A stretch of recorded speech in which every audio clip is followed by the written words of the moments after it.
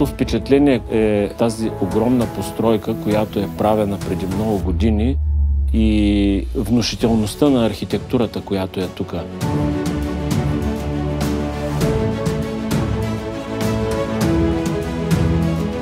Един августовски уикенд, в който така нямаше много сън, но видях доста неща.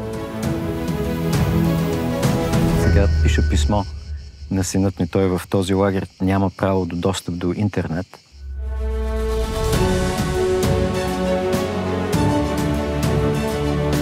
Има много специално излъчване.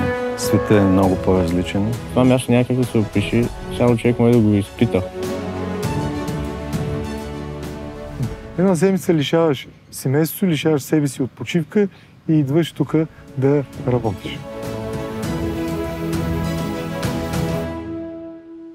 И виждайки тук хората как живеят, това помага по-лесно да приеме предизвикателствата в живота.